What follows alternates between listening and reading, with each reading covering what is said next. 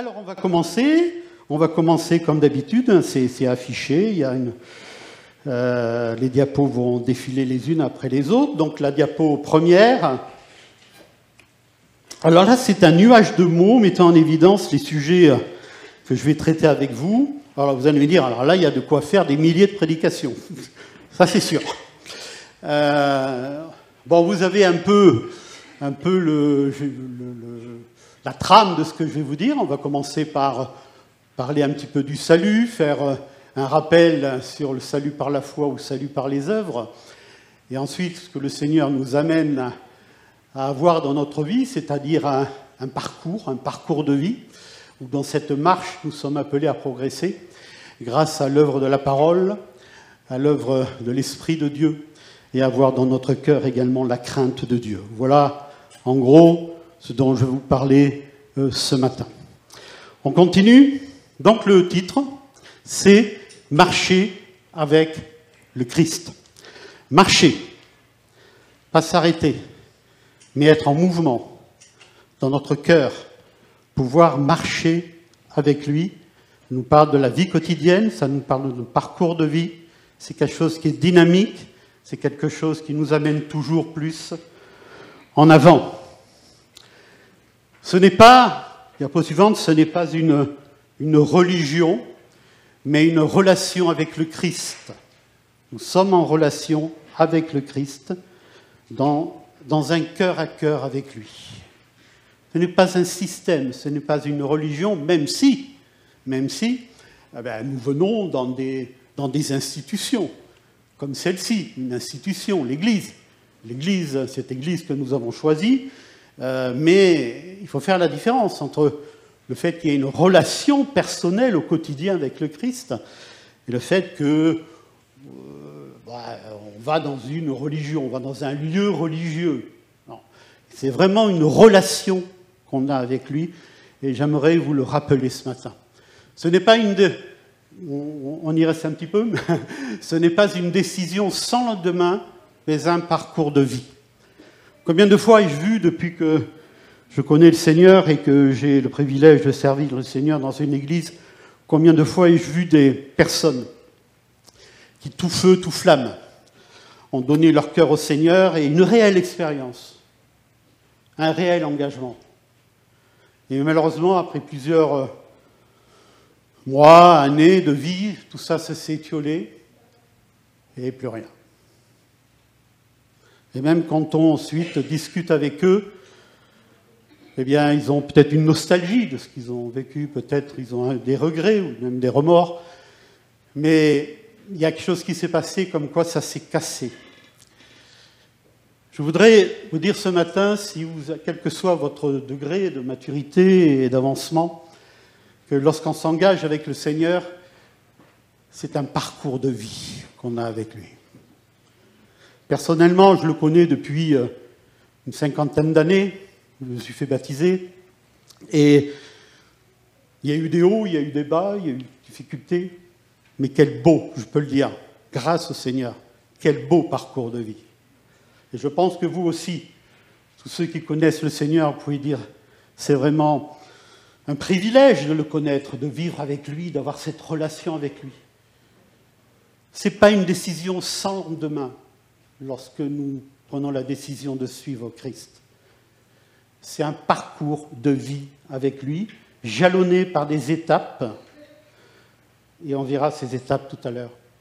Ce n'est pas jouer un rôle, mais c'est se laisser transformer. Vous savez ce qui parfois dégoûte les personnes de la religion, entre guillemets, c'est le fait que les personnes qui se réclament de la religion jouent un rôle. Et on n'est pas là pour jouer un rôle. On est là pour se laisser transformer par le Seigneur. J'aime bien une petite assertion profane. J'aime bien un chanteur qui s'appelle Daniel Guichard. Il a une chanson. Ce n'est pas à Dieu que j'en veux, mais à ceux qui m'en ont parlé. Je l'ai cherché dans leurs yeux, je ne l'ai pas trouvé. Et je crois que c'est ça aussi que nous devons viser. c'est avoir une cohérence entre le dire et le faire. Que nous puissions... Alors, il faut mieux dire peu de choses et les faire que dire énormément de choses, pas les faire. Vous savez, les meilleurs ambassadeurs du Seigneur, ce sont les chrétiens. Mais je dirais les pires ambassadeurs du Seigneur, ce sont aussi les chrétiens.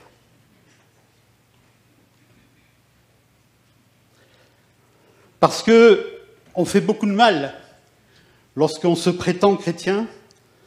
On dit qu'on va dans une église et que peut-être les collègues de travail, les amis, les connaissances, nous voient vivre, nous voient parler et ils se disent « celui-là, celle-là dit qu'il est chrétien, qu'il connaît le Seigneur ».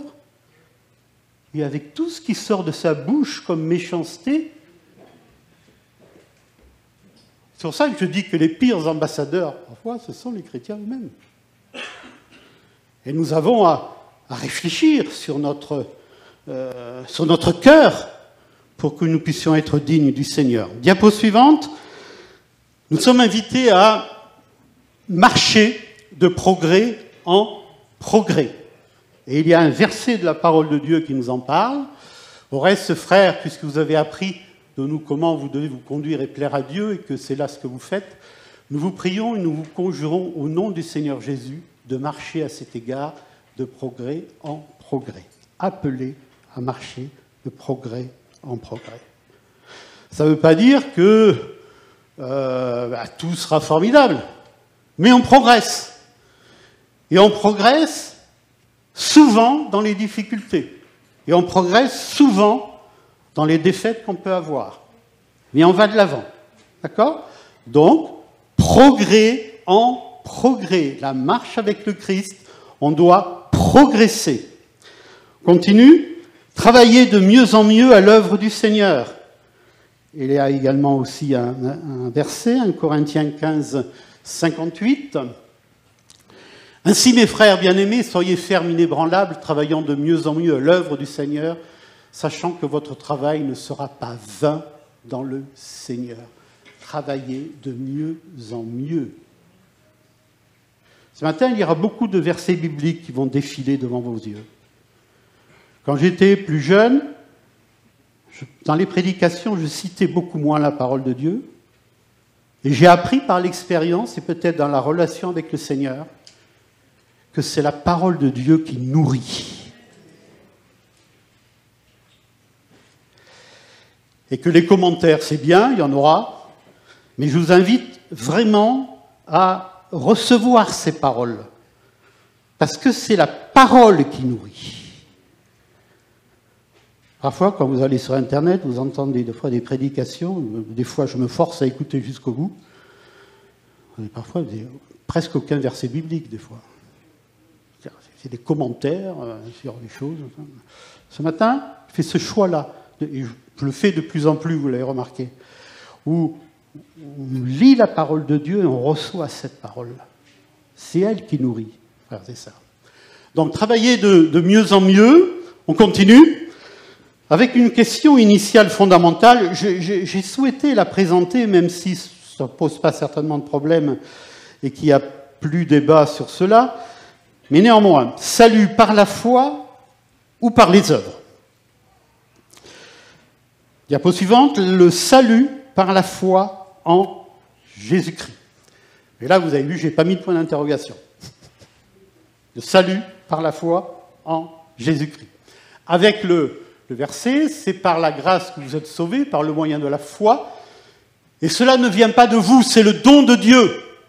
Ce n'est point par les œuvres, afin que personne ne se glorifie. Amen. C'est par la foi que nous sommes sauvés. Par la foi en l'œuvre de Jésus-Christ sur la croix du Calvaire. Et ça, c'est important à noter. Référence suivante.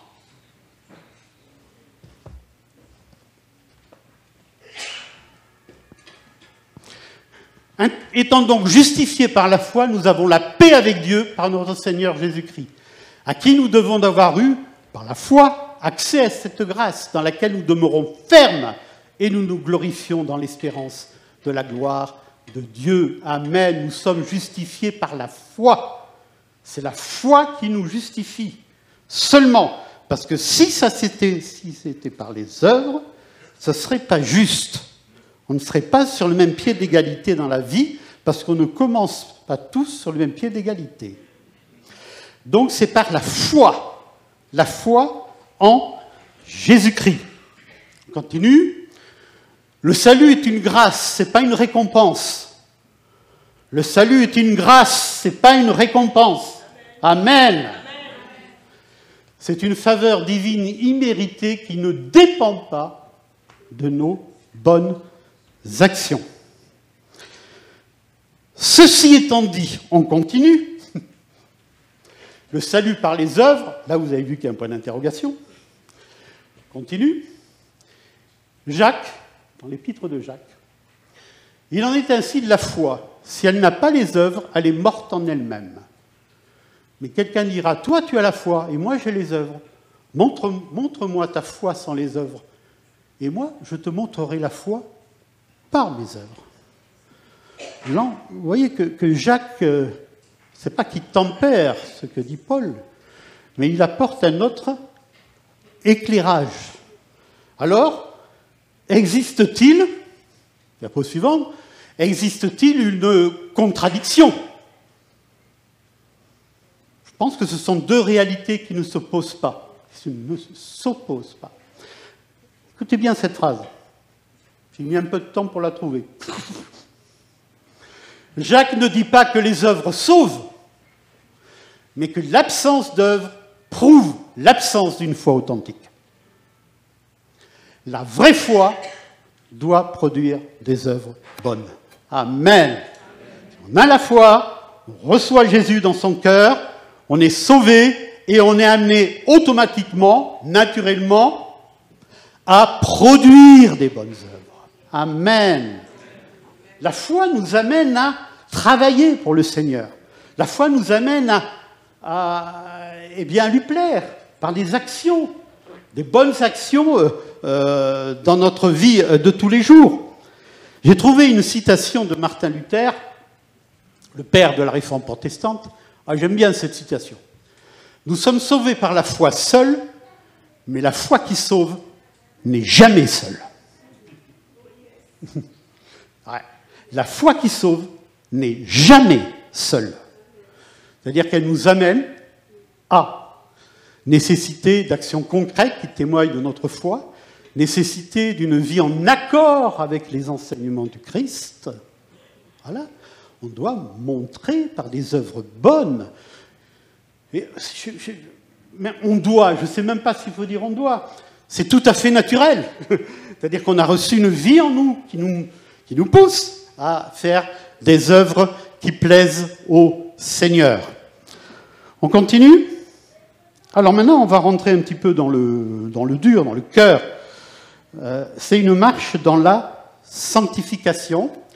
On est sauvé par la foi, on s'est engagé par les eaux du baptême, on a une vie devant nous avec le Seigneur, et on est appelé à marcher dans la sanctification, Hébreux 12, 14, rechercher la paix avec tous et la sanctification sans laquelle personne ne verra le Seigneur. Ce verset m'a posé problème quand j'étais jeune. C'est la foi en Jésus-Christ ou c'est la sanctification qui nous permet de voir le Seigneur? Alors, oui, c'est la foi qui me permet d'être sauvé, la foi dans l'œuvre de Christ, mais cette foi m'amène à faire des œuvres bonnes. Et m'amène à me sanctifier.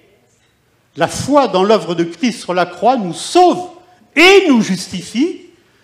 Et la meilleure garantie de garder ce salut que Christ nous a donné, c'est de vivre dans la sanctification, en relation avec le Seigneur. Alors vous allez me dire, le brigand sur la croix, il n'a pas eu le temps de vivre une vie sanctifiée, lui. D'accord avec vous? Il a reçu le Seigneur Jésus, il était sur la croix à côté du Seigneur. Bah, lui, il aurait peut-être bien voulu continuer sa vie avec le Seigneur, mais c'était terminé. Hein, ok. Donc, oui, c'est la foi qui sauve. Oui, évidemment.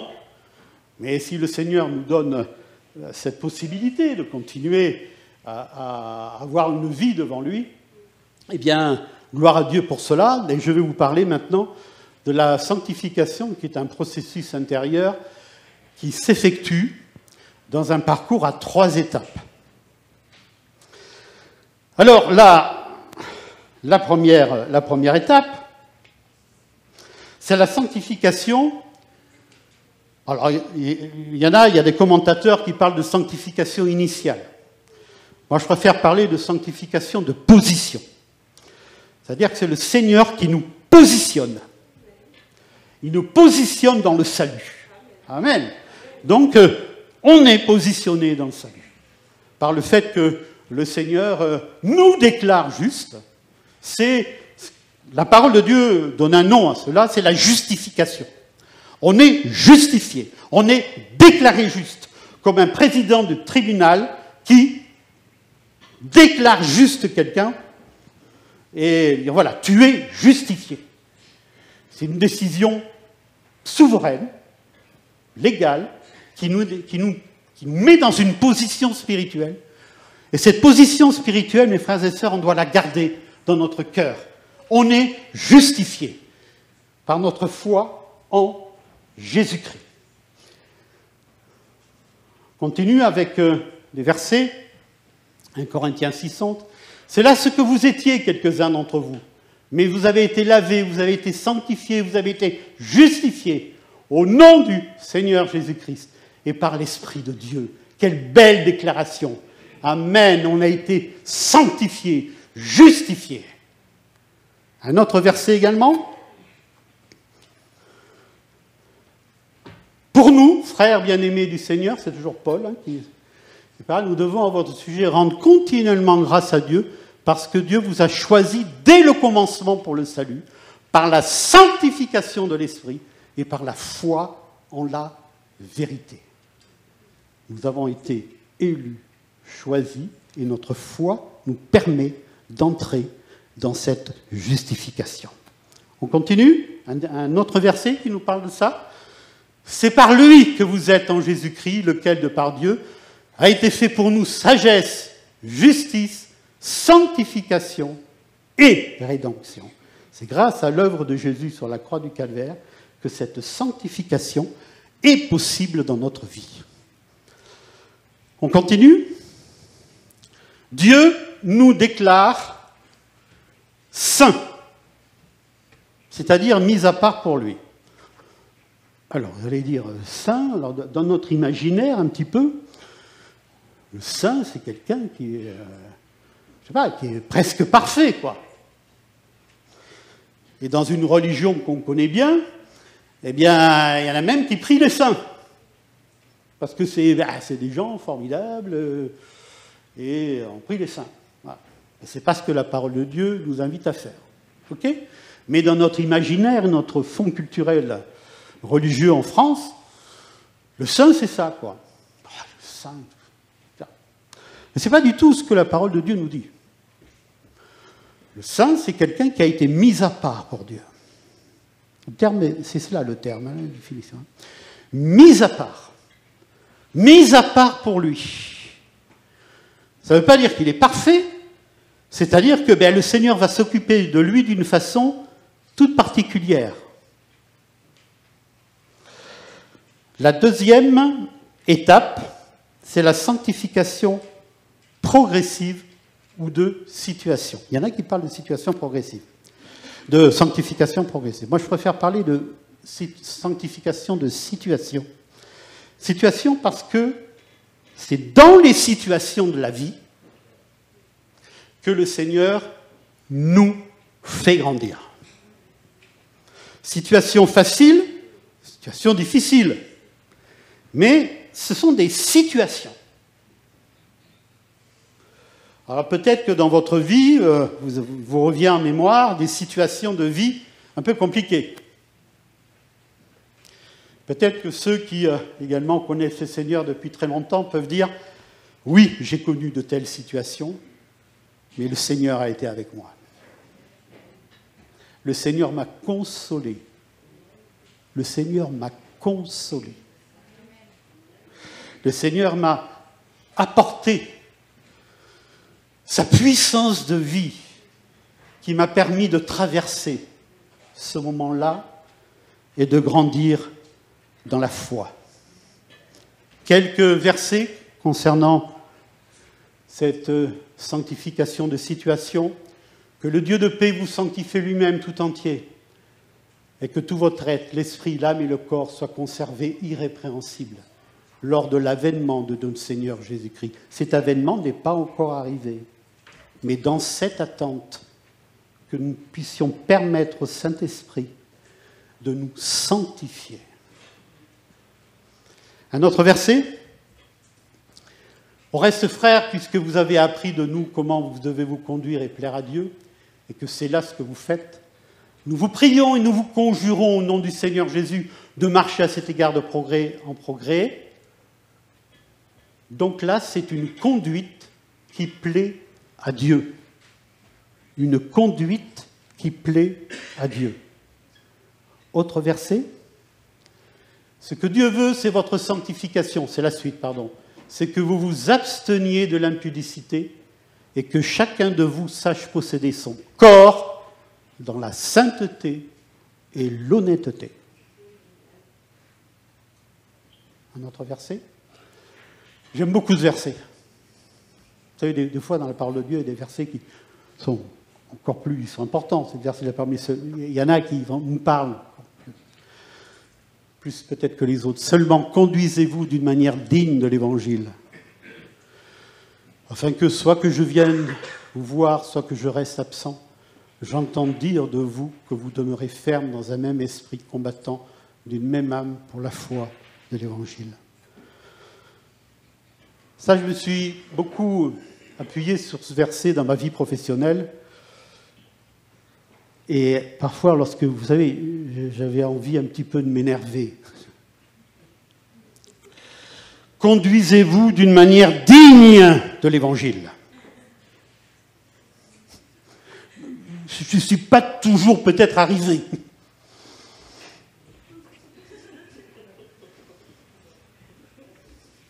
Mais j'ai essayé quand même, puisque tout le monde dans le lycée savait que j'étais chrétien, d'avoir une conduite digne de l'Évangile dans mes propos. Et quand je suis parti à la retraite, c'est là où je me suis rendu compte que le Seigneur m'avait aidé parce que j'avais plein de témoignages mettant en avant certaines choses. Et ça m'a fait beaucoup plaisir. Et ça, les profs ne le disent pas lorsque ils le disent à la fin, quand vous partez.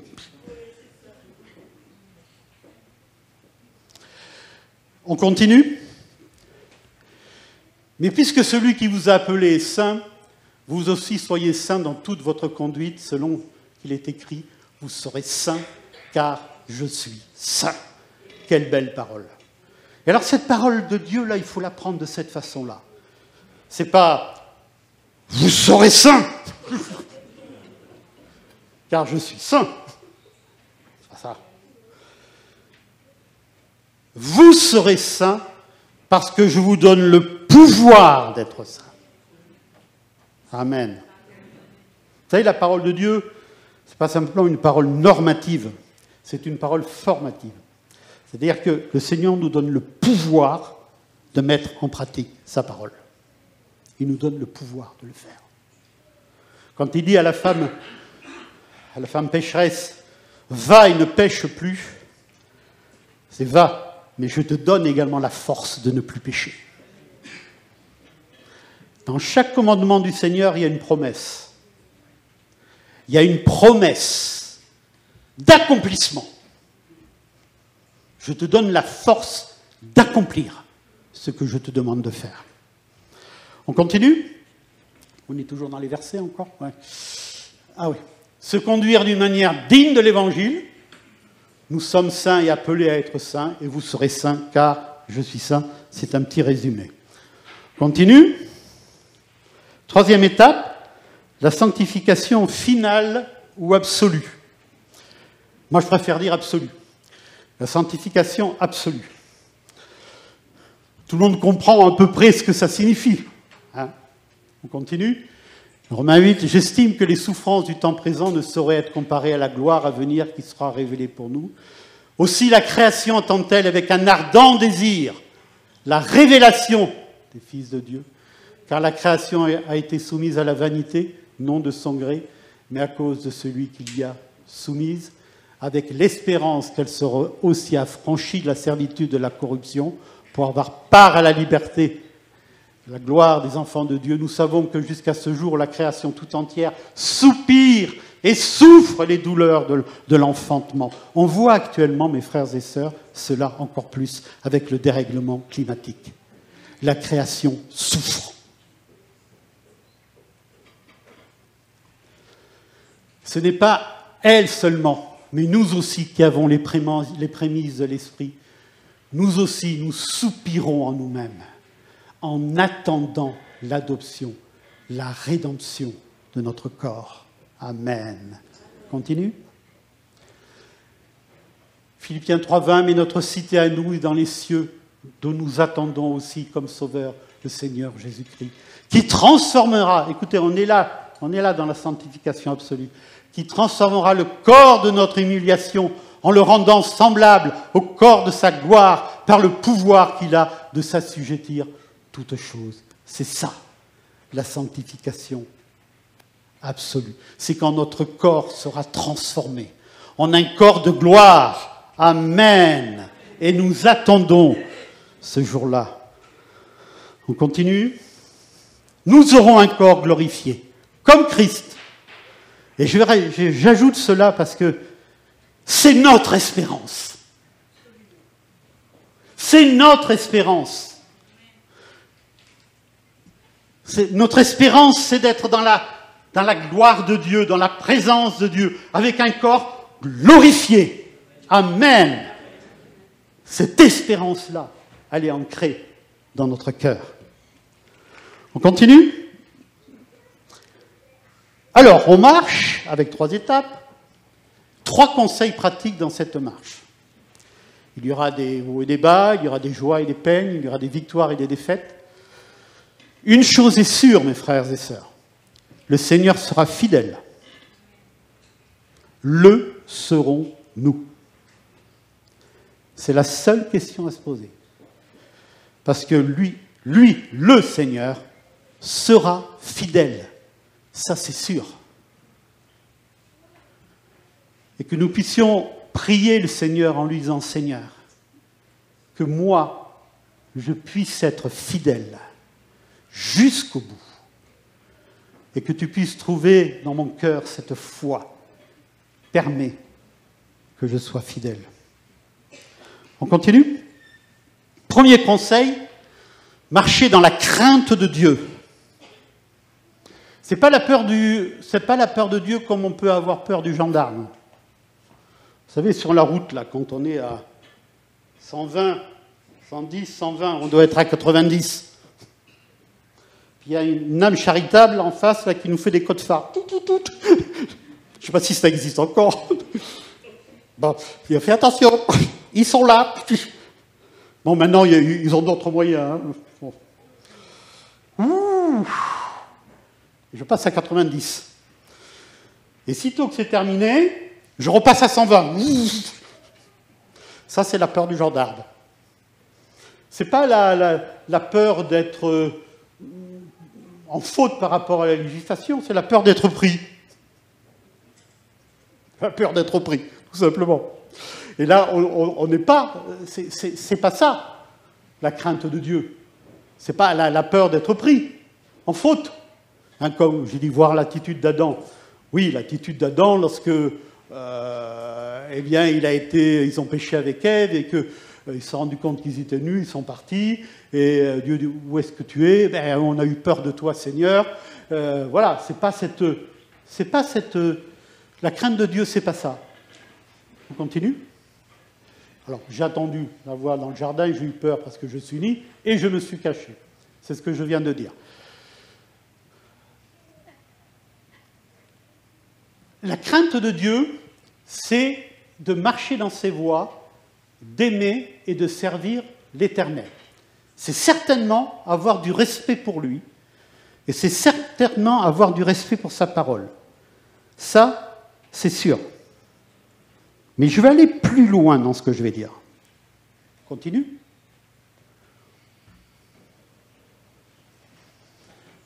Avec piété, avec crainte, un culte qui lui soit agréable, dans la crainte, parce que Dieu est au ciel et nous, nous sommes sur la terre. Dieu, ce n'est pas notre copain, ce n'est pas notre pote, hein, c'est Dieu. Donc même des fois, lorsqu'on s'adresse à lui, ou des fois, bon, c'est peut-être que je suis vieux, je ne sais pas quoi, il y en a qui s'adressent au Seigneur. Ah ouais, Seigneur, oui. Comme, attendez, Dieu, c'est Dieu. D'accord? Donc il est dans le ciel, nous, nous sommes sur la terre. Et on doit avoir dans notre cœur du sérieux, la foi simple et du respect quand on parle de Dieu et qu'on parle à Dieu. Continue. Donc c'est avoir un profond respect pour Dieu et pour sa parole, et c'est lui rendre un culte avec piété et crainte. Continue. Alors, maintenant je vais aller un petit peu plus loin. La crainte de Dieu, c'est de façon concrète détester ce qui a conduit le Christ sur la croix, c'est-à-dire haïr le péché. La crainte de Dieu, c'est la crainte, c'est-à-dire on déteste tout ce qui peut représenter le péché. Vous voyez, ça va plus loin. Je ne sais pas si vous vous rappelez du jour de votre conversion. Le jour de la conversion, lorsque le Seigneur touche notre cœur et nous amène à nous tourner vers lui, je ne sais pas si vous avez vécu cela. On ressent très fortement la noirceur du péché.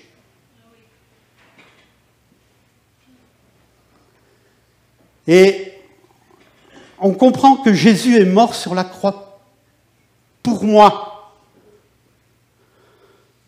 Et cette noirceur du péché, on la ressent profondément.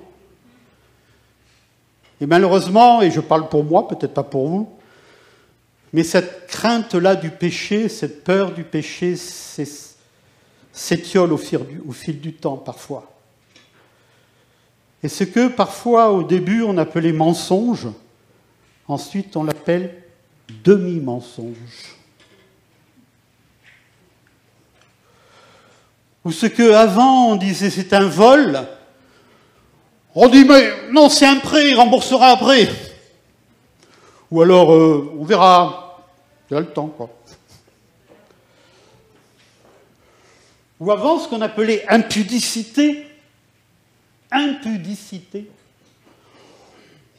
ça devient plaisanterie, malsaine, peut-être. Et là, mes frères et sœurs, et là, vraiment, je vais au cœur de ce que j'ai ressenti, moi, quand j'ai préparé ce message. On doit veiller sur nous. Et veiller sur notre cœur pour que nous puissions haïr, détester le péché. Vous savez, les réveils, je ne sais pas si vous avez lu des livres sur les réveils religieux, mais lors des réveils religieux, ce qui est commun à tous les réveils religieux, c'est là que les gens, touchés par la grâce de Dieu, par l'Esprit de Dieu, pleurent sur leurs péchés, mais en plus finir.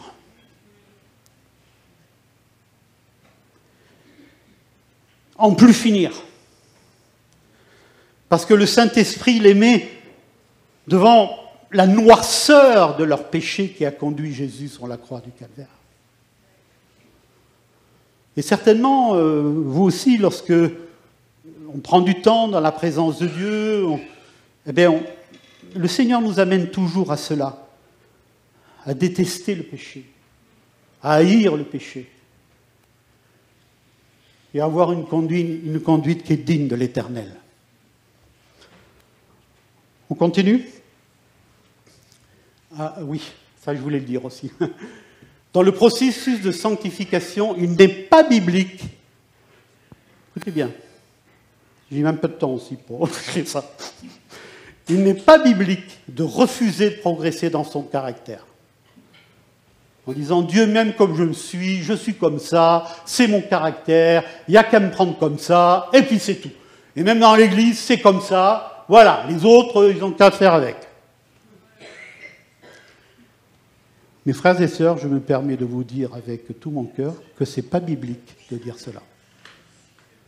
Et je vous invite à travailler sur votre caractère. Et je m'invite à faire de même. Dans le processus de sanctification, il n'est pas biblique de considérer comme normal le mensonge, le vol, l'impudicité, la méchanceté, dans ma propre vie et dans la vie de l'Église et de la société, même si on est un peu dépassé par ce qui se passe dans la société. On continue ? Ayant donc de telles promesses, bien-aimés, purifions-nous de toute souillure de la chair et de l'esprit, en achevant notre sanctification dans la crainte de Dieu. Moi, j'aime bien cette expression. En achevant notre sanctification, en menant à terme. Ah, ça ne sera jamais terminé, ça ne sera jamais parfait. Mais en tout cas, voilà, on fait des efforts pour. On continue ? Achever ou mener à terme la sanctification va de pair avec la crainte de Dieu. Plus on craint Dieu, plus on progresse dans la sanctification. D'accord ? Continue ? Deuxième conseil, ça va, 11h10, je vous prends encore un peu de votre temps. Marchez selon la parole de Dieu. Continue. Jésus parle, ils ne sont pas du monde, comme moi je ne suis pas du monde. Sanctifie-les par ta vérité, ta parole est la vérité. Avant de partir, le Seigneur a prononcé cette parole qui est très importante. C'est la parole de Dieu qui sanctifie, elle est la vérité. Donc, il nous faut aimer la parole. Continue. Romains 12, ne vous conformez pas au siècle présent, mais soyez transformés par le renouvellement de l'intelligence, afin que vous discerniez quelle est la volonté de Dieu, ce qui est bon, agréable et parfait. On ne se conforme pas. Et on est renouvelé dans notre intelligence. La parole de Dieu nous transforme. On continue ? Ta parole est une lampe à mes pieds, une lumière sur mon sentier. On est dans l'Ancien Testament, Psaume 119, 105. J'aime bien ce verset parce qu'il nous indique deux choses. Ta parole est une lampe à mes pieds. Elle me protège quand je marche, dans le court terme, dans les pièges qui peuvent arriver. Hein, lorsque, parfois, la nuit, on marche, là, eh bien, on fait attention. Là, la parole, c'est une lampe à nos pieds. Mais également une lumière sur notre sentier. Elle nous indique la direction à suivre. Pas simplement la protection immédiate, mais la direction à suivre. Donc la parole de Dieu nous dirige, nous conduit, nous montre où nous allons. Continue. Hébreux 4, 12. La parole également révèle ce qui est caché. Elle est vivante, efficace, plus tranchante que toute épée à deux tranchants, pénétrante jusqu'à séparer âme et esprit, jointures et moelles. Elle juge les sentiments et les pensées du cœur. La parole révèle ce qui est caché. L'exemple de David, cet homme qui avait trompé Dieu, qui avait couché avec la femme d'un de ses généraux et qui avait caché cela, et qui même a fait tuer ce général. Il avait caché à tout le monde. Dieu sait tout, Dieu voit tout. Et un jour, tout cela s'est révélé. Vous savez, on peut cacher des choses, même dans notre vie de tous les jours, dans notre... Voilà, on peut essayer de cacher, avoir un beau visage le dimanche matin à l'église. Mais Dieu sait, Dieu voit, et Dieu, un jour ou l'autre, mettra en lumière. Et ça doit chacun nous interpeller. Chacun. Moi en premier. Chacun. Continue. Troisième conseil, on arrive à la fin, ne vous inquiétez pas. Marchez selon l'esprit. Voici donc ce que je vous dis, marchez par l'esprit et vous n'accomplirez pas les désirs de votre chair, de votre nature propre. Romains 8, 11. Et si l'Esprit de Dieu qui a ressuscité Jésus habite en vous, celui qui a ressuscité Christ rendra aussi la vie à votre corps mortel par son Esprit qui habite en vous, l'Esprit de Dieu. Amen. On continue. Continue. Tant que nous serons sur terre, il y aura un combat entre notre chair et l'esprit. Ça, c'est évident. La victoire appartient à celui ou celle qui est une habitation de Dieu en esprit et en vérité. On permet à l'Esprit de Dieu de venir dans notre vie et de nous conduire. Continue. La suite, s'il te plaît. Porter du fruit. Diapo suivante.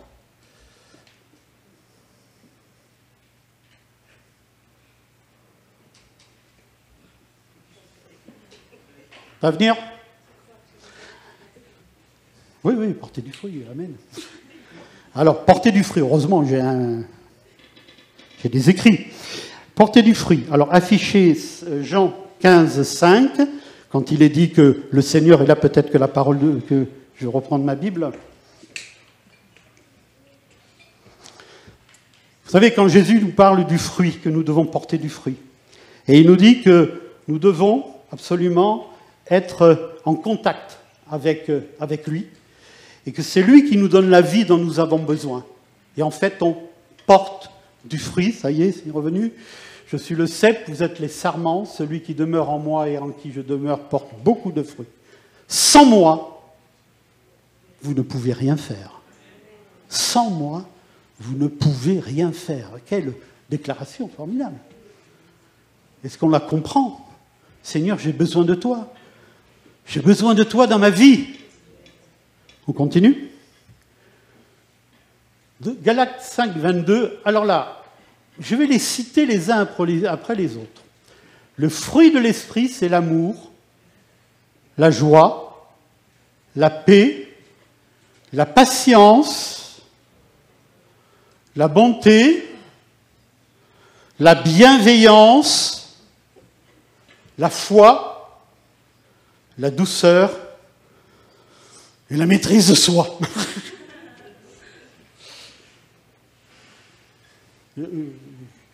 La maîtrise de soi, c'est le truc, moi, qui me gratte un peu plus que les autres. Mais je me soigne. Contre de telles attitudes, il n'y a pas de loi. Ceux qui appartiennent à Jésus-Christ ont crucifié leur nature propre avec ses passions et ses désirs. Si nous vivons par l'Esprit, laissons-nous aussi conduire par l'Esprit. Amen. Le fruit de l'Esprit, le voilà. Alors, il y a plus que 9 grains. Hein. Si vous comptez, il y en a 9. Mais j'ai voulu vous montrer pour dire que voilà, c'est une grappe avec des grains. Et imaginez que cette grappe, vous imaginerez facilement, elle est rattachée à un cep, feuille de la vigne. Et en fait, ce qui est intéressant à noter, c'est que parfois on dit les fruits de l'esprit. On a tort. C'est le fruit de l'esprit. Parce que c'est une personne, Jésus-Christ, qui nous communique son caractère. Et son caractère se manifeste par les 6 beaux grains que vous voyez. Alors, vous mettez l'amour, la joie, la paix où vous voulez, là. Vous pouvez même, vous voyez, il y en a plus que 9. Vous pouvez ajouter même... On peut même ajouter ses propres défauts. Ça, c'est pas marqué dans la parole de Dieu, mais moi, j'en trouve un autre. Et j'en trouve d'autres. Le fruit de l'esprit. Continue. Permettre à la vie de Dieu de pénétrer en nous le fruit de l'esprit et non les fruits de l'esprit, comme 9 grains d'une seule grappe de raisin. La vie de Christ en nous pour nous communiquer le caractère de Christ. Continue. Alors, explication. Alors, Je me suis dit, est-ce que je vais en parler ce matin? Mais je crois que je vais en parler. La différence entre le fruit de l'esprit et les dons de l'esprit. Parce que parfois, il y a une confusion qui se fait, même parmi nous, dans l'Église, entre le fruit de l'esprit et les dons de l'esprit. Continue. Les points communs, tout d'abord. Eh bien, le fruit de l'esprit, il y a 9 manifestations. Les dons de l'esprit, il y en a 9 aussi. On va les lire. Il y a diversité de dons, mais le même Seigneur. Diversité de services, mais le même Seigneur. Diversité d'actes, mais le même Dieu qui accomplit tout en tous.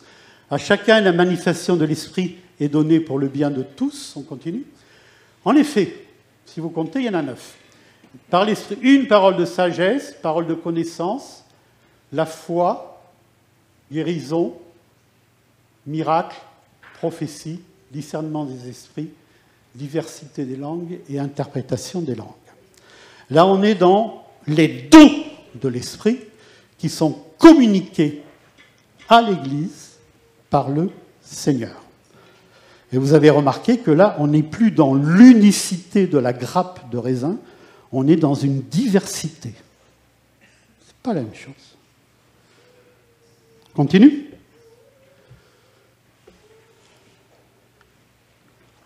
Suspense. Les différences. On continue. Le fruit de l'esprit,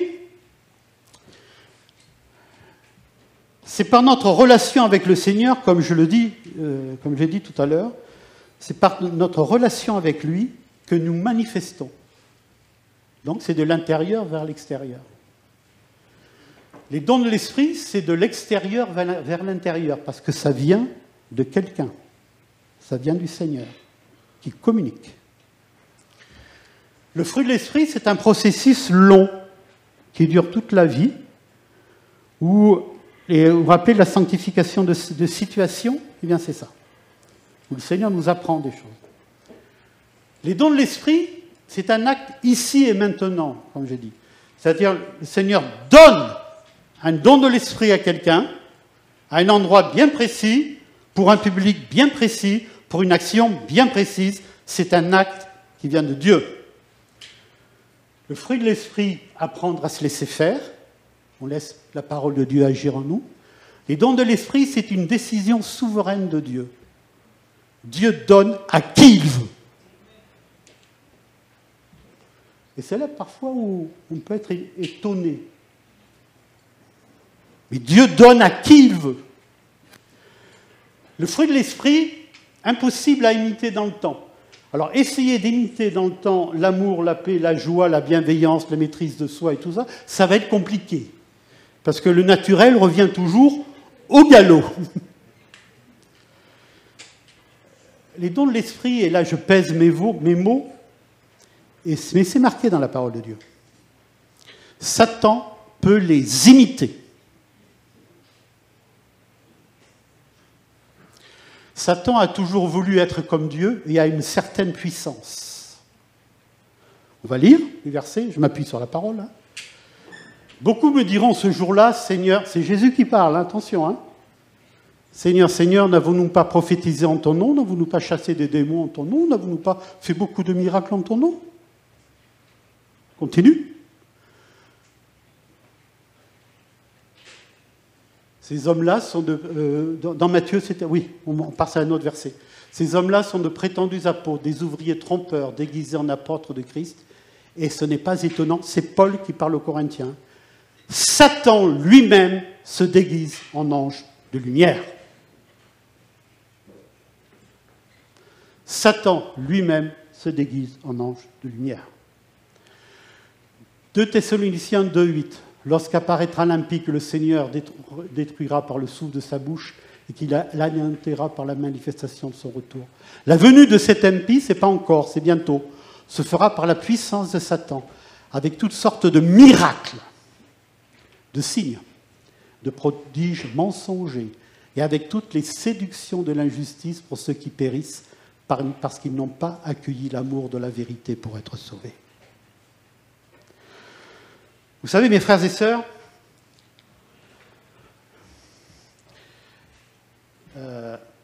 on peut et on est amené, en tant que chrétien, à évaluer les dons de l'Esprit. La parole de Dieu nous dit même à les juger, pour certains d'entre eux, par un discernement collectif. Par contre, mes frères et sœurs, on n'est pas amené à évoluer, à évaluer la parole de Dieu. La parole de Dieu, c'est la parole de Dieu. On la croit, on la met en pratique. C'est divin. Les dons de l'Esprit, et j'y crois aux dons de l'Esprit parce que j'en ai manifesté et que Dieu m'aide à en manifester encore. Mais quand on est sur le terrain des dons de l'Esprit, on est sur le terrain miraculé de la souveraineté de Dieu qui donne à qui il veut. Et également, on est sur un terrain où l'homme, la femme, l'Église peut être amené à évaluer, constater, faire progresser, reprendre s'il en est besoin. Mes frères et sœurs, dans ma vie chrétienne, parfois j'ai entendu des dons spirituels, et je sais que le pasteur est intervenu après pour voir la personne et lui dit, bon, la prochaine fois tu te tais, tu dis plus rien parce que tu dis n'importe quoi. Je vous dis tel quel. Oui. Oui. Parce que les dons de l'esprit, on passe par un canal humain. Et le canal humain, c'est un canal qui est imparfait. Et dans l'Église, en règle générale, il faut faire attention à ça. Dieu parle par son esprit. Combien d'hommes et de femmes, et peut-être il y en a là ce matin, qui ont été convaincus par un don de l'esprit, qui vient de Dieu, qui a touché leur cœur. Gloire à Dieu.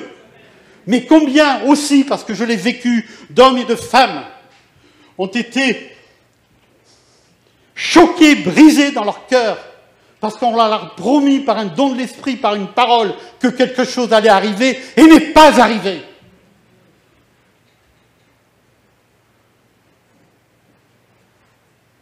Et là, on a véritablement besoin d'avoir toute la sagesse collective d'une Église pour comprendre cela. Que Dieu nous parle par les dons de l'esprit. Que Dieu nous parle par les dons de l'esprit. Mais que surtout, nous puissions nous laisser changer par la parole de Dieu. Et que nous puissions, parce que plus quelqu'un, mes frères et sœurs, c'est quelque chose qui est facile à comprendre, enfin, de mon point de vue, c'est plus quelqu'un est en contact avec Dieu, a une vie avec le Seigneur, où on voit Christ en lui, plus le don qu'il apportera sera un don plein d'autorité et de foi.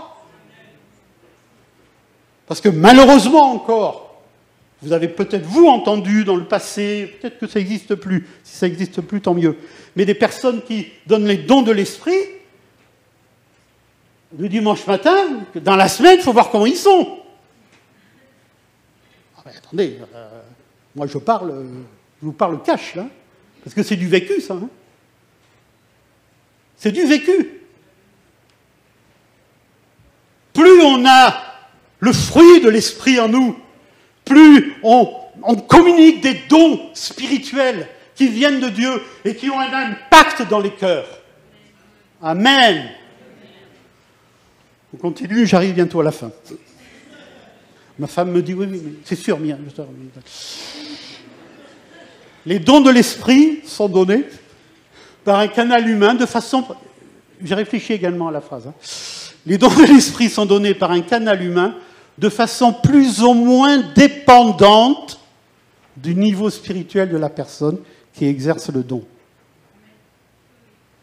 C'est une décision souveraine de Dieu, à qui il veut. Pour certains d'entre eux, notamment le don de prophétie, ils sont soumis au jugement de la communauté. Personne ici ne sera amené à juger la parole de Dieu. D'accord ? On ne juge pas la parole de Dieu. Par contre, on juge le don de prophétie. Quant aux prophètes, que 2 ou 3 parlent et que les autres évaluent leur message. J'aime bien ce terme, évaluer. On continue ? Ne pas opposer fruits et dons. Aspirez aux dons les meilleurs.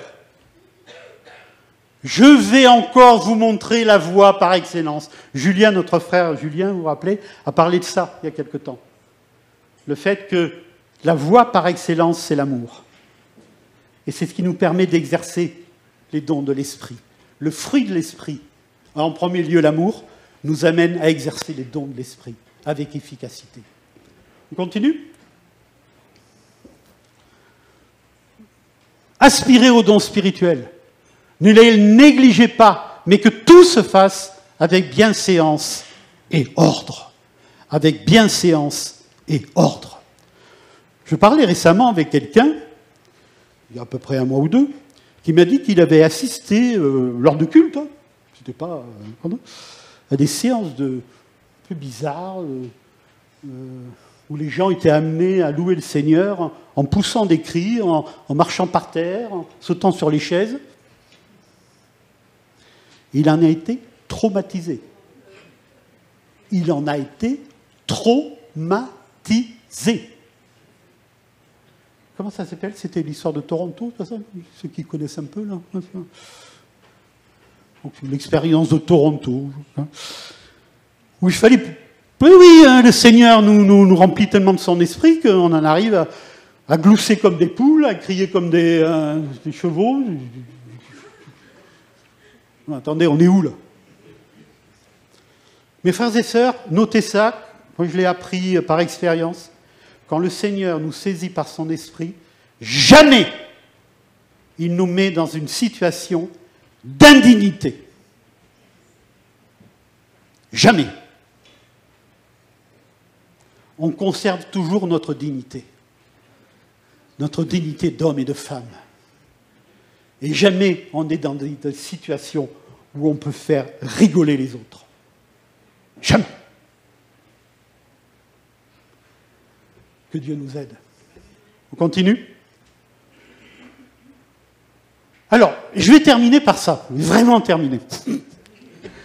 L'église de Corinthe. Alors, l'église de Corinthe, je ne sais pas, c'est pour ceux qui ont fouillé un petit peu cette église de Corinthe. C'était une église toute particulière. La ville de Corinthe, déjà, c'était une ville remplie de démons, même d'idoles. C'était une ville de débauche, etc. Et Paul a prêché aux Corinthiens. Il y a un groupe qui s'est constitué. Il y a eu l'église de Corinthe. Et Paul est parti ailleurs. Et il a su qu'il se passait dans l'église de Corinthe des choses très bizarres. Très bizarres. Et ça ne lui a pas plu du tout. Et il a fait une lettre aux Corinthiens. Ainsi, il ne vous manque aucun don, à vous qui attendez le monde où notre Seigneur Jésus-Christ apparaîtra. Il ne vous manque aucun don. Il manifestait tous les dons de l'Esprit. Mais le fruit de l'Esprit était négligé. Et l'apôtre Paul le reproche très sévèrement. Et je peux vous dire que quand Paul se mettait en colère, je pense que ça devait chauffer. Alors, ça chauffait par les lettres, mais ensuite, lorsqu'il y est allé, ça devait chauffer encore plus.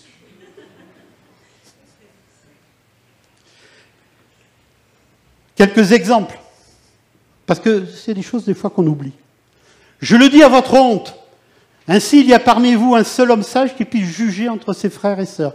Ils se faisaient des procès les uns envers les autres. Dans l'Église, ils se traînaient en justice. Pas tous.